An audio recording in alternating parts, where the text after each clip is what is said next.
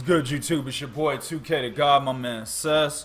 Welcome to the Gods of Boxing Talk. Now, for today's segment, we want to do what's hot. And what's hot right now. So, bruh, I mean, I guess it's my boy. I was going to say, what's up with your boy? You know what I'm saying? Hey, oh yeah. No. Yeah. Don't put on me. You know, in the rematch, you know, I was 100%, you know, Fury like a motherfucker, but Oh yeah. you know, evidently, man, that ain't the right pick. You know, my man he's withdrawn out. Yeah, he got to it before I could. You know, he's withdrawn out of the Wladimir Klitschko fight that was supposed to happen. Shit, there was one supposed to happen back in June. I don't even, June 26th or something. Yeah. Then they rescheduled to October 29th. And just a few days ago, he's withdrawn out of that. Now, they're saying mental reasons. That's all they've given us so far. I dug a little bit deeper, man. And basically, they're citing depression and bipolar disorder. Wow. Now, Peter Fury stated 1 minute he's ready to go. The next, he doesn't care if he dies. It's up and down like this. So we just figured that it's more important for him to take time out and spend time with his family than to actually go into a title fight. I mean, what? Okay. This is something that is a serious issue. Like we had another heavyweight that had mental issues that pretty much negated his ability to become one of the best heavyweights of all time. That's Ibuchi. You know what I'm saying? Oh man. We've also had a champion who had mental issues that he became champion, then gave the guy that he took the belt from a rematch, and the nigga start crying in the ring and shit. And that's Oliver McCall. You know what I'm saying? Yep. Now, I talked to Oliver McCall's brother. His brother's name is Frank McCall. I used to play basketball with Frank McCall. And I played ball with him for a while before I knew who the fuck he was. I don't even know how the conversation even came up that he was Oliver McCall's older brother. But his younger brother. But he had said something about it, and I was like, yeah, I know who Oliver McCall is. I was a high school kid at the time. I said, yeah, I know who that is. I said, hey man, by the way, what happened to your brother, man? Like, why did he do that against Lennox Lewis in the rematch? He said, man, two things, man. Number one, he was on drugs. Number two, he had mental issues. You know what I'm saying? So his own brother clarified that shit for me. You know what I'm saying? And I was probably like a junior in high school when he told me this. So we've had other fighters have mental issues and it derailed their career. Now, Eddie Hearn is basically stating this is the last. The Klitschko fight was the last we're gonna see of Tyson Fury. We're not gonna see him anymore. That's what Eddie Hearn is predicting. This is pretty much it. The organizations for which he holds belts for, they're gonna strip him of the title. I mean, what do you think about this, man? Do you think this might possibly be the last time Tyson Fury steps into the ring, the first fight between him and Klitschko? You know what, 2K, it's a good story you told by the way, but Appreciate it. Man, I could definitely see it being the last we've seen of Tyson Fury. I really hate it for him because there's a lot of unfinished business for him, a lot of fights out there at heavyweight for him. Yeah. But at the end of the day, I cannot legitimately say that I'm too surprised. Yeah. I've always felt that Tyson Fury's demeanor, his personality, his attitude, I've always felt that everything about Tyson Fury was more than just showmanship or gamesmanship or more than just trying to sell a fight. That's legitimately who he is. You know, he's one of those guys that at any particular moment, he can go off his rocker. Right. You know? So I can't say that I'm too surprised. But, you know, anything that pertains to bipolar disorder is pretty serious, man. I think that's something that Mike Tyson went through. just being clinically diagnosed with bipolar disorder, along with a whole list of other things when it came to Tyson. But yeah, bro. But that definitely can spin you into a brick wall, man. And anybody that's dealing with it knows that it's something that you can't necessarily control. You know, especially when you're dealing with, or should I say, as well as depression. You know, I just really hate this for him, man. Right now, it's a little bit bigger than boxing. I want him to be able to get himself together and get his life back on track. Now, him being stripped and the effect that may have on him, man, I hope he's got that strong family bearing to be able to lean back on and just get himself some legit help. I agree, man, 100%. And moving on, we're going to stay on the same story. Speaking of possibly being stripped, you've got a lot of guys coming out now basically stating, oh, well, shit, if Tyson Fury can't get in the ring, I will. You got Anthony Joshua, Deontay Wilder. I mean, Deontay Wilder is injured, but he's looking at that Klitschko fight possibly. And you also got my man Luis Ortiz. Now, Luis Ortiz's situation is pretty is pretty cool because he's, of course, the WBA interim champion. All right. The WBA has been talking about consolidating their belts for over a year now. They just want one champion representing the organization. All right. If Tyson Fury possibly gets stripped by the WBA, well, then that makes a possible matchup between Luis Ortiz and Wladimir Klitschko. And Luis Ortiz is all over that shit. He came out like, shit, I'll replace Fury. I'll whoop your ass October 29th. He probably didn't say it like I said it. Probably had some Spanish in that motherfucker. But I'm just saying. He's jumping all over this shit. What do you think about that possible matchup, man? And then I want to talk about the next possible matchup. Woo! That is a horrible matchup for Wladimir Klitschko. I agree. Especially at this stage of his career. Honestly, at any stage, but at this particular stage, he would probably get knocked out. I think I'm pretty comfortable in saying that he'd get knocked out in that fight. I think Luis Ortiz is just too good, man. Yeah. Too good. And he's a southpaw. He can crack. He's a big dude. Very, very, very good boxing ability. Very good footwork. Something that you kind of hit me on to with Luis Ortiz. Good footwork for a heavyweight, man. That's a fight that Klitschko should hope does not happen. Yeah. Because if it does, it may be the last time we see Wladimir Klitschko as well. So I like the fight in terms of the opportunity that it presents for Luis Ortiz, but Klitschko is my guy, and I just wouldn't want to see him get done like that. That's funny you say that because Luis Ortiz, he basically said that if they fought, he definitely gonna retire this cat. Like he's he's confident. I can see it. I can see it. Yeah, I mean, let me ask you this real quick before I go into the next matchup. We've seen Wladimir Klitschko fight a guy with excellent movement in David Haye. How does that make a difference? You know what? I think David Haye was too gun shy. I think he was very gun shy in that fight. He couldn't get off, and he utilized just way too much movement. He was trying not to get hit rather than trying to set up what he needed to throw. Luis Ortiz is not going to be that way. Plus, David Haye, and not to make any excuses for him, I don't think David Haye understood and realized how big Klitschko really is. Right, I think once Klitschko got in front of him, it almost seemed like Haye reverted back to being a cruiserweight. Right.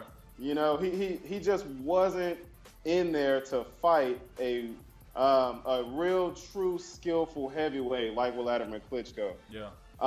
Luis Ortiz is a whole different monster. He's a big dude. He know he can crack, and I think he would have that mental confidence that David Haye talked about having and talked like he had, but really didn't have once he got in that ring. So I could definitely see Luis Ortiz like I said, overcoming all of that once he steps in the ring with Wladimir Klitschko. He's gonna fight him like he's a man. Yeah. You know, David Haye was fighting like he was a fucking kid, like he was a little boy. You know, like he was scared. It was almost like the moment got to him. Yeah. You know, Luis Ortiz, this dude has everything to gain from this fight. Yeah. Everything. And he's been waiting too. He wanted Lucas Brown and Ruslan Shagaev, and they tried to fuck him over by trying to give Freza Kendo that rematch. Yep. I mean, yeah, he's been waiting, dog. He's a hungry dog right now. Yep. And I agree 100% with your assessment because David Haye kept circling away from the right hand the entire fight. He was like, man, I'm not getting hit by that fucking sledgehammer, B. You know what I'm saying? Yep. Okay. So the next matchup that's pretty much getting a lot more attention is a possibility of Anthony Joshua and Wladimir Klitschko. Now, Eddie Hearn, he's recently come out and said that his gut feeling is that they will not get the Klitschko fight this year. It'll probably be Joseph Parker, who is, of course, Anthony Joshua's mandatory. And he feels that Klitschko will probably be next year. But nevertheless, they have put Joseph Parker to the side and say, yo, we trying to get this fucking fight, dog. You need to go over there and chill for a second, B. Yeah. You know, go fight David Price on our undercard, B, while we try to fight Wladimir Klitschko. If they could get that shit to happen, what do you think about that fight? Oh, I would. Anthony Joshua versus Joseph Parker? No. Wladimir Klitschko. Oh, I would love that fight. Yeah. I'd like it for Anthony Joshua. I just feel like, man, where Klitschko is in his right now with his age and his career, for Joshua, he's not gonna be easy pickings. For Luis Ortiz, he would, because Ortiz just has he's there already. His skill level is there. Brings a lot more to the table. Exactly. Yeah. For Joshua, I think it's a tougher fight. But I can see Joshua pulling the fight out. Oh. You know, I think he has enough power to definitely do it. The only thing, I already know what it is. He's not going to be able to stand in front of Wladimir with those stone fucking feet. That's why you my mans, B. I don't even have to say the shit, man. I already knew what it was. He's not going to be able to stay in front of Wladimir. That jab is going to kill him.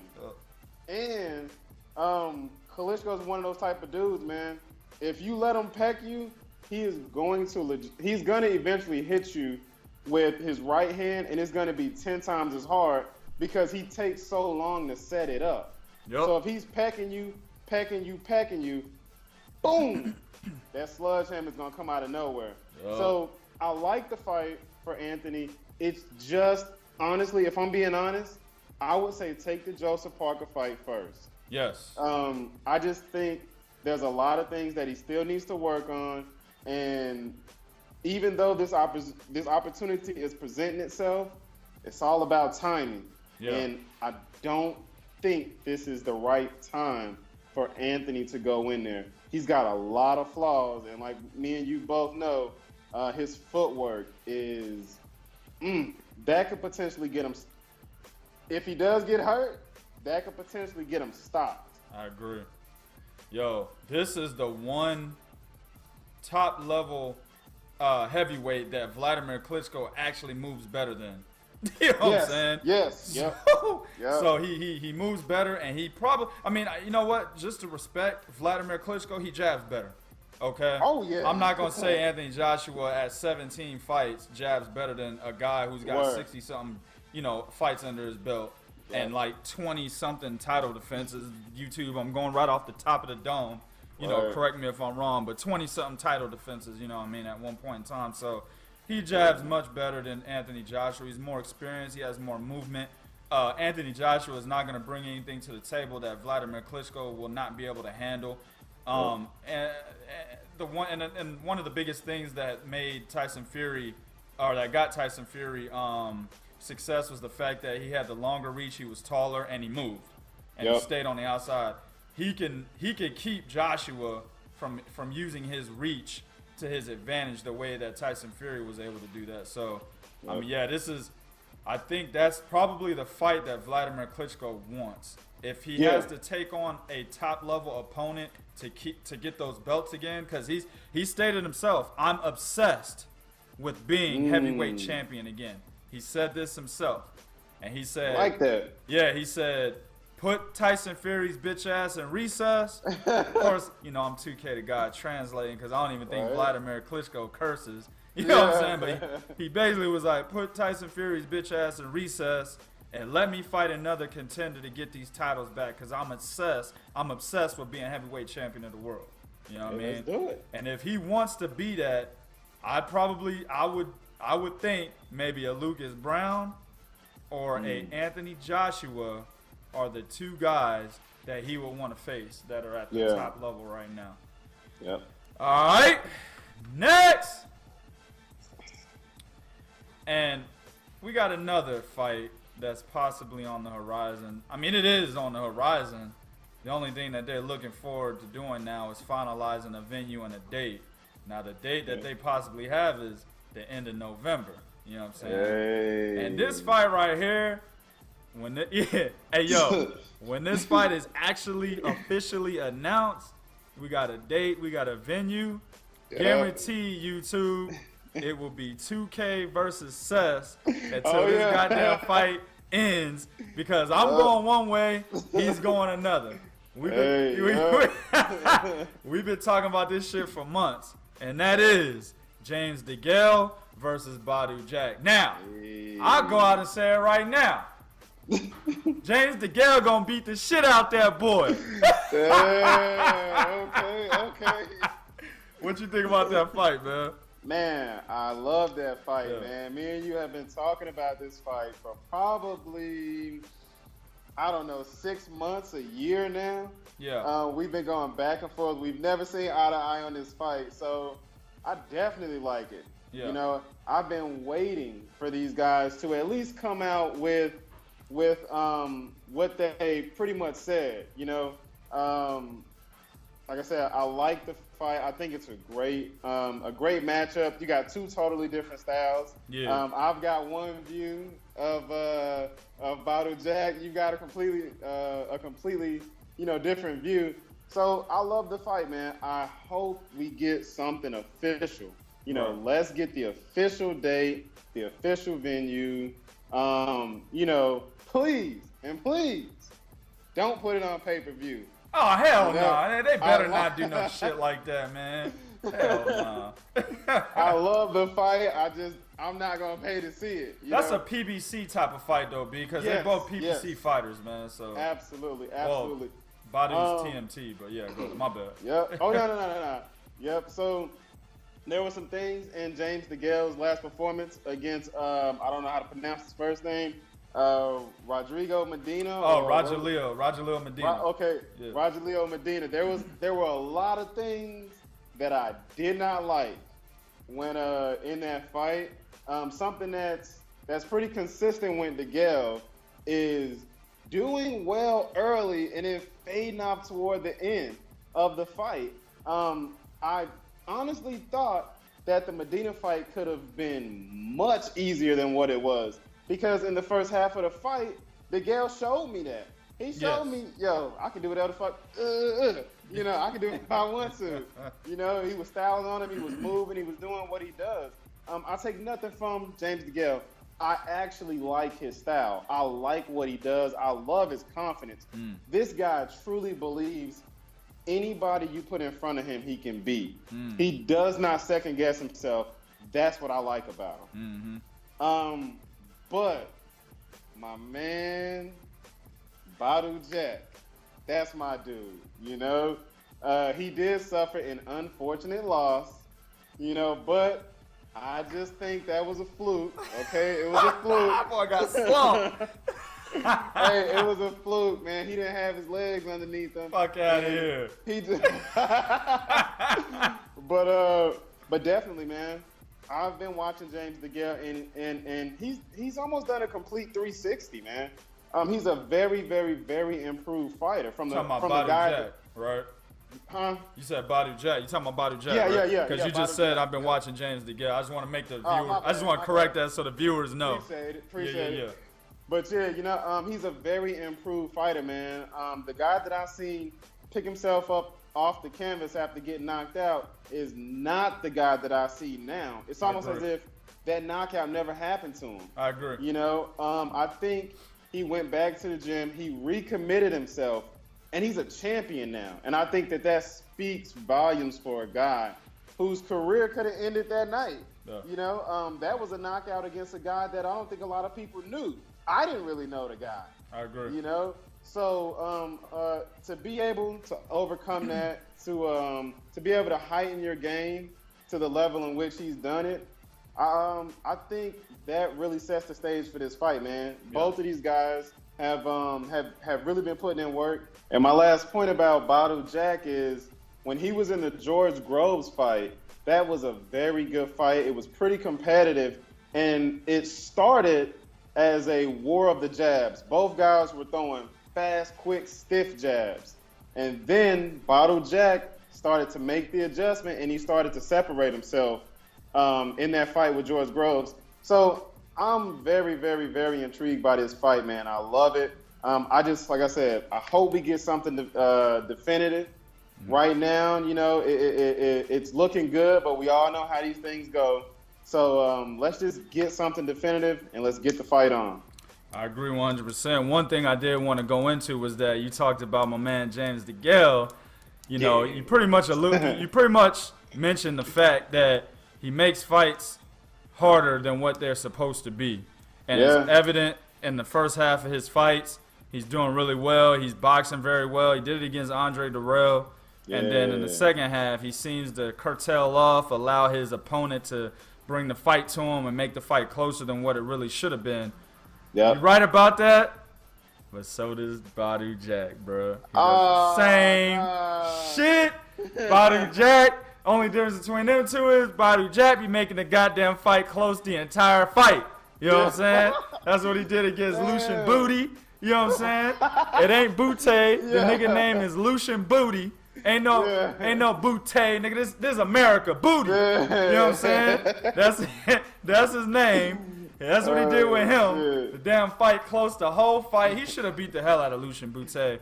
But in real talk, I think James DeGale had the same type of problems with Lucian Butte. So he's not a guy that you just walk all over like Carl Froch did. That's why Carl Froch's win was such a good win against him. He could give anybody problems. So that's why this is such an intriguing fight, man. You got two guys that are literally really on the same level. And they are the two guys that are running 168 in Andre Ward's absence. So, I can't wait to see this shit. This is actually, to me, for me, the second most anticipated fight of the year behind Andre Ward and Sergey Kovalev. Absolutely. Next! And this is a little something that I kind of want to touch on, I really like this dude, man. I remember when I first heard about him when a little before Timothy Bradley was getting ready to fight him. This was Timothy Bradley's first official fight at 147. He moved up, took on a guy named Luis Carlos Abregu. I was like, oh yeah, I seen this cat fight a couple of times on YouTube. Motherfucker's no joke. But Tim Bradley, at that time, he was an undefeated fighter. He was running through cats. You know what I'm saying? This was the dude that I thought was the best fighter in boxing behind Floyd Mayweather at that time. I said, Tim Bradley's going to beat him. And he did. But I still had a level of respect, a level of newfound respect for Luis Carlos Abregu because he went 12 rounds with a guy that I held so high as far as prestige level and boxing ability. Yeah. So when he got his ass knocked the fuck out by amateur ass, Golden Gloves fighting ass, Saddam Ali, I was like, okay, there's got to be something wrong here. You know what I'm saying? Like, I gave Saddam Ali his credit. Now, I've been watching Saddam Ali since the amateurs. I was never I don't want to say a fan. I wasn't impressed with his abilities. Yeah.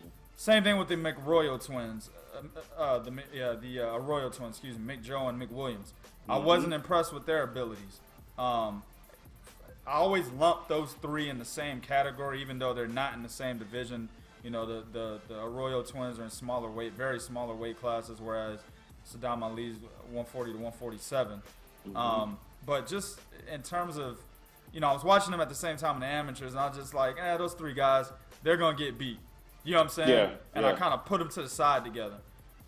But I just felt, you know, in that defeat, I was like, something's wrong with Luis Carlos Abregu.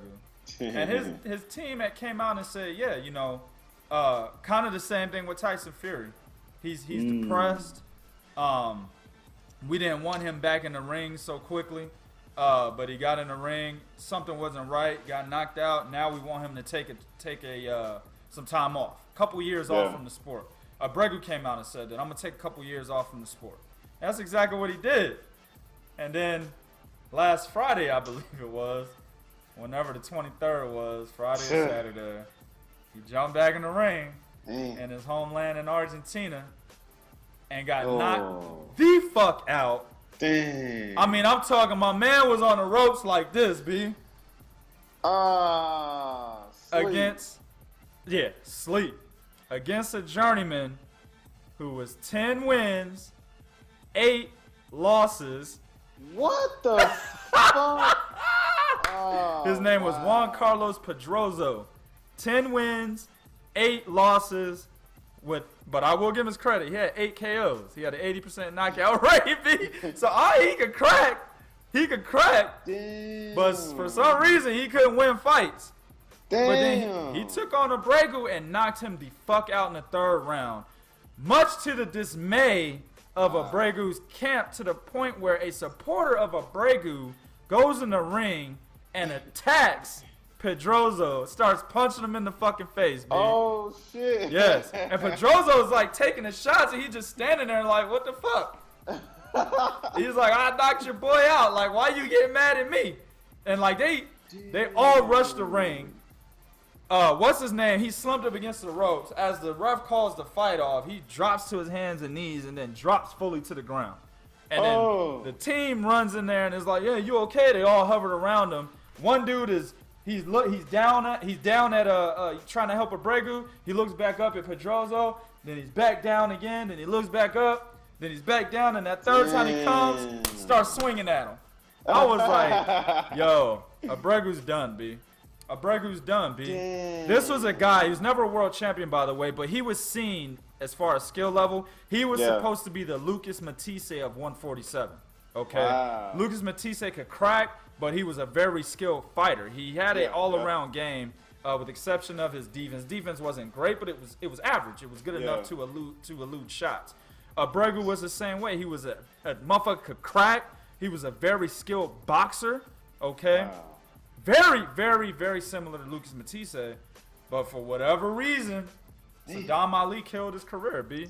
Saddam Ali. I mean, this is a guy that knocked out Thomas Delorme, who was very promising at one time. Yeah. He knocked out Antonin Dakari, another very promising prospect. I mean, or he didn't knock him out, but he beat him by unanimous decision. Yeah. But he was a promising prospect. You know what I'm saying? A lot of people were picking Delorme and Dakari to beat Luis Carlos Abregu, but nevertheless, he got past them. Only to see this man get knocked out by a journeyman. Damn, 10-8. 10-8, B. 10-8. So, Luis, man, if you listening, hey, either you need to get your mental game correct. Yeah, man. That's it, B. You need to hang them up, man. Go ahead and start training some cats over in Argentina, man, that want to be professional fighters, man. Something. Damn. I just wanted to touch on that, B. Yeah. Next! And the last of this segment, my man, we're going to get an interview with this nigga, Demetrius Andrade. Hey. Boy, oh boy, have them tables turned, B. Woo. So, in lieu of Canelo's easy victory win over Liam Beefy Smith, probably the easiest fight I've ever called since having this channel up, you know what I'm saying? Yeah. Well, the tables have turned from 2013. You see, back in 2013, from November 2013 to July 2015, Demetrius Andrade was what was it? The WBO? Yep. Yeah, he was WBO champion. WBO champ. And I recall, after Canelo beats Alfredo Angulo and Erislandy Lara back in 2014, July of 2014, by the way. I do recall Canelo was the #1 contender for the WBO title, right? Yep. Oh, and Andre was a champion, right? Demetrius Andrade? He was a champion? Yeah, sounds about right. Yeah, he was champion. So, I believe Canelo was the mandatory from July, probably from March after he beat Angulo. But I'll make it more. I'm not sure about that, but I am sure after he beat Erislandy Lara, he was the #1 contender. So we'll just say from July 2014 all the way until Demetrius Andrade got stripped in July of 2015, he was the fucking mandatory. All right? Yep. And I completely remember vividly Demetrius Andrade trying to get Canelo in the fucking ring. He was calling his boy out every which way he could. Yep. And Canelo fought who? James Kirkland. Yep. And in negotiations with James Kirkland, he was trying to fight who? Joshua Clottey instead of Demetrius Andrade. And what was the reason? Because belts don't fucking matter. That's what I remember hearing. Right? Yep. Well, he's got the belt now. And Demetrius Andrade is his #1 contender. And Demetrius ain't doing what Canelo's doing or was doing when he was champ. No, he want to fight this motherfucker. Oh, yeah. Oh, he's calling him out every which way now. Canelo's a bitch. You scared. You don't want none of me. Fight him, nigga. If you not going to fight Golovkin right now, then fucking fight Andrade. What is wrong with this dude, man? Man, Sass, come on, man. Go ahead, bro. Go ahead, man. Go ahead, man. Go ahead. Man, yo, I absolutely agree, man. We all know what it is. Canelo don't want that work. That's what it all boils down to. Canelo doesn't want that work, man. He didn't want it when Demetrius was the champ. Nope. And now that he has the same title that Demetrius held, that he so gallantly went after by challenging Liam Smith, now that he has that title, Andrade is still calling him out, and he's not gonna fight him. He's not gonna. Just like I said, I don't know what the point was for Canelo beating Liam Smith and winning the WBO title at 154 pounds. There is no way he's gonna fight any of the top 154-pound guys. I don't know why they thought that was a good move to make. I think it's to increase his prestige, his legacy. They could say, well, he was a 3-time champion. Yeah. They could say all that bullshit. That's all that was, man. Yep. But the thing with Demetrius Andrade, even though Erislandy Lara is very, very, very good, but I've always been critical on the punch variation and Lara's punch output. That's where Demetrius Andrade comes into play. Right. And those are some of the problems that Canelo does not want to have with a guy like Demetrius Andrade. Oh. Okay? If he steps in the ring, you're getting that same head body movement. He can move. He has very good footwork. And then on top of that, you got to deal with a guy that has some pop on his punches, and he puts his punches together. Oh my God! So I see why Canelo don't want that work. I do too. I see why. But that ain't the fuking point. You know what I'm saying? Yeah. This is boxing, man. Get your bitch ass in the ring, man. I can't stand these niggas, man. Again, I definitely agree, man. It sucks that this is a fight that I'm willing to bet we will never see this fight. We will never see this fight. I agree. Golden Boy's not crazy enough to make this fight. Nope. Honestly, and a lot of people are going to disagree with me, he has a better chance against Golovkin than he does against Demetrius Andrade. I agree 100%. Hell yeah. Andrade he's just that good. And he's a fucking southpaw. So and he's a switch hitter. And the nigga got an inside outside game. And the nigga got a good defense. No, people. No. They don't want it, man. They legitimately don't want to fight this kid. So the only thing I can say for Andrade is I hope he's able to get a shot against the other top 154-pound fighters. Whatever Canelo decides to do with that belt, if he fights Golovkin or whatever, I hope Demetrius gets it back. It all just kind of sucks for him, though, man. Well, Demetrius is about to knock out Jack Colkay over in Germany pretty soon. He'll get the WBA regular title. You know, he'll be in the same. He'll have the son or the daughter title, whatever the fuck you want to call it, underneath what Erislandy Lara got. You know what I'm saying? Which is the WBA Super.